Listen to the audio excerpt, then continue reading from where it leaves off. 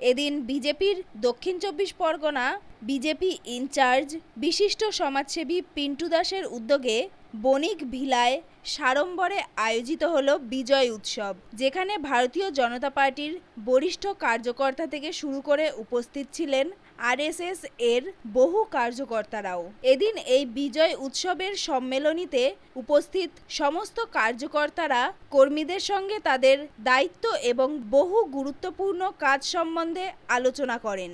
এই সম্মেলনীকে সুস্থ এবং সুন্দরভাবে পরিচালনার জন্য উপস্থিত ছিলেন স্বয়ং বিজেপির দক্ষিণ চব্বিশ পরগনা বিভাগের ইনচার্জ পিন্টু দাস। এই বিজয়ী উৎসবে অংশগ্রহণ করতে পেরে অত্যন্ত খুশি ও আনন্দিত সকল বিজেপি কর্মী সদস্যরা।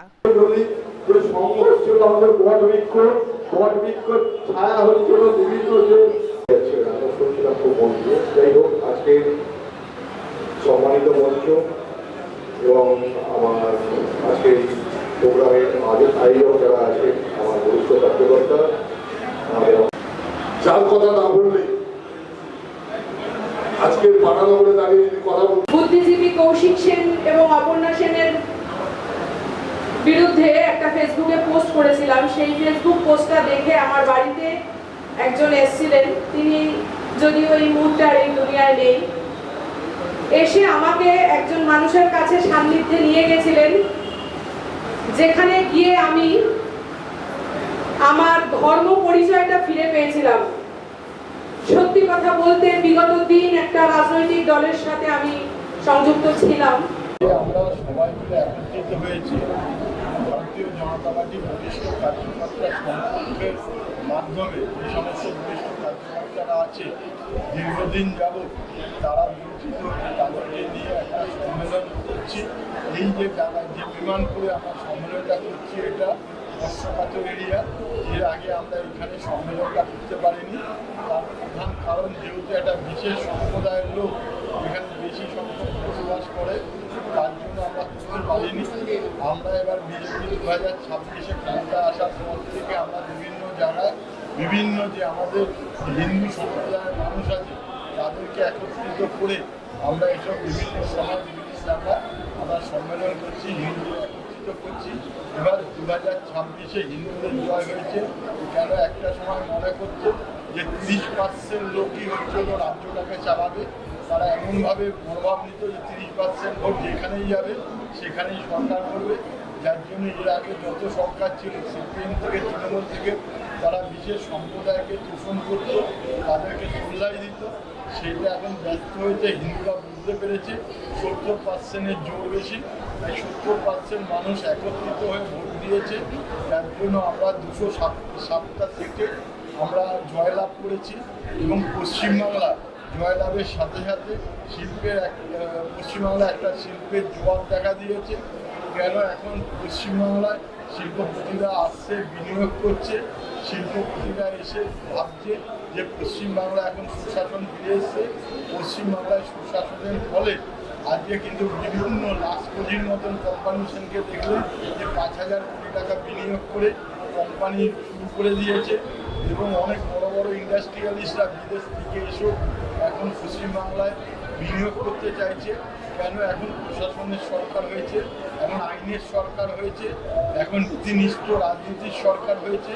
যার জন্য আজকে কিন্তু পশ্চিমবাংলার ভৌগোলিক অবস্থা আস্তে আস্তে চেঞ্জ হয়ে যাচ্ছে। পশ্চিমবাংলায় শিল্পের জোয়ার দেখা দিয়েছে। ব্যবসায়ীরা শান্তিতে ব্যবসা করতে পারছে, ব্যবসায়ীরা শিল্পপতিরা এখানে শিল্প করতে পারছে। এইখানে আর কাটমানির জায়গা নেই। এখানে ইন্ডাস্ট্রি করতে গেলে কাউকে কাটমানি দিতে হবে না। এখানে তারা তাদের ঐতিহ্যভাবে কাজ করে এখানে শিল্প করতে পারবে। এবং এই শিল্প হওয়ার সাথে সাথে আমাদের যে এখানে যুব সমাজ আছে উপকৃত হবে, অনেক কর্মসংস্থান তৈরি হবে। আমাদের যুবক যুবতীদের আর বাইরে গিয়ে কাজ করতে হবে না। যুবক যুবতীরা সব পশ্চিমবাংলায় থেকেই, আমাদের এই বাংলায় থেকেই কাজকর্ম করবে, কর্মসংস্থান হবে। আমাদের বিজেপি সরকার ডবল ইঞ্জিনের সরকার থাকার ফলে পশ্চিমবাংলায় এটা রেকর্ড। এতদিন পর্যন্ত যে সরকার ছিল, দিল্লির সরকার আর পশ্চিমবাংলার সরকার আলাদা আলাদা ছিল। যার জন্য পশ্চিমবাংলায় অনেক শিল্প হতে পারেনি, অনেক উন্নতি হতে পারেনি। এখন পশ্চিমবাংলায় দিল্লির সরকার আর পশ্চিমবাংলার সরকার এক। এর জন্য পশ্চিমবাংলায় এখন অনেক শিল্পপতি আসছে এবং অর্থ বিনিয়োগ করছে। পশ্চিমবাংলায় শিল্পের জোয়ার দেখা দিয়েছে।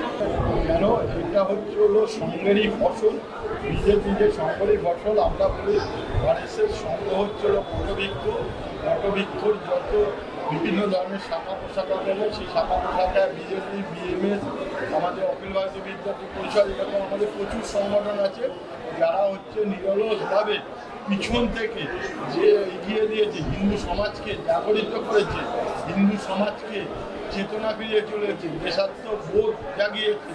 তার প্রধান কারিগর হচ্ছে হলো সংঘ, আরএসএস রাষ্ট্রীয় সেবক সংঘ যেভাবে দেশ গড়ার জন্য কাজ করে যাচ্ছে, তারই ফলস্বরূপ হিসাবে আমরা দিল্লিতে এবং রাজ্যে ক্ষমতা এসছে বিজেপি।